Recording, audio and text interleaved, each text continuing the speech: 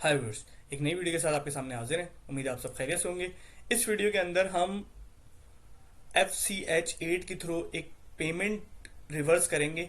यही काम हम पेमेंट अच्छा ये इसमें हम चेक नंबर को बेस बना के पेमेंट को रिवर्स कर रहे होंगे। अगर हम चाहें तो पेमेंट डॉक्यूमेंट के थ्रू भी चेक को पेमेंट को रिवर्स कराया जा सकता है। उसके लिए टी कोड है FB08। अभी मैं चेक नंबर के थ्रू पेमेंट को रिवर्स करूंगा।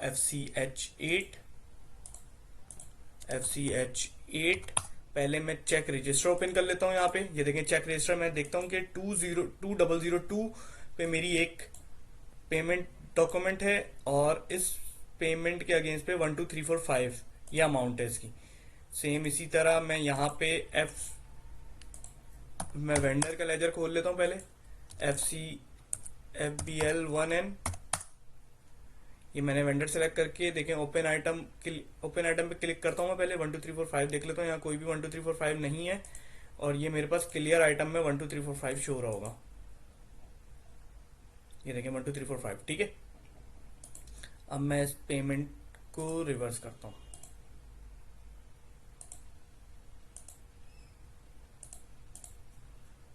FCH8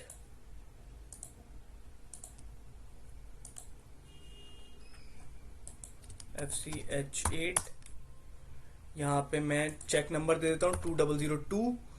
ये वॉइड का रीजन देता हूँ समथिंग कुछ भी स्टोलन रिवर्सल। अब ये वाले रिवर्सल रीजन है, ये मेरे पेमेंट डॉक्यूमेंट का रिवर्सल रीजन है, ठीक है। पोस्टिंग डेट मैं 23, पोस्टिंग पीरियड मेरा 10। मैं इसको पहले देख लेता हूँ कि यही डॉक्यूमेंट है मेरा, ठीक है। पेमेंट डॉक्यूमेंट भी देख लेता हूँ मैं, यही डॉक्यूमेंट है 12345। बैक आता हूँ, फिर बैक आता हूँ और पॉसिबल ये देखें कैंसिल पेमेंट के ऊपर मैं क्लिक करता हूँ। वह ये मेरा चेक नंबर भी कैंसिल हो गया और डॉक्यूमेंट भी रिवर्स हो गया मेरा, ये रहा, ठीक है। अब मैं जाके इस डॉक्यूमेंट को चेक रजिस्टर को देखता हूँ। सबसे पहले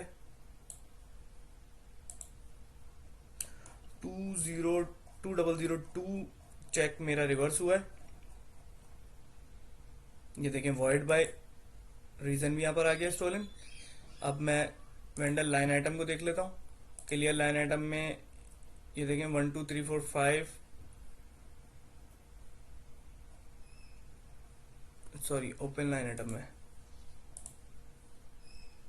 ये देखें 12345 यहाँ पे दोबारा शो होने लग गया, ठीक है। वो क्लियर लाइन आइटम में उसने उसकी रिवर्सल भी दी होगी कहीं ना कहीं। 12345 ये इसका रिवर्सल डॉक्यूमेंट आ चुका है। अब क्लियरिंग डॉक्यूमेंट और रिवर्स सब कुछ रिवर्स हो गया है। उम्मीद है आपको वीडियो पसंद आई होगी। Thanks for watching.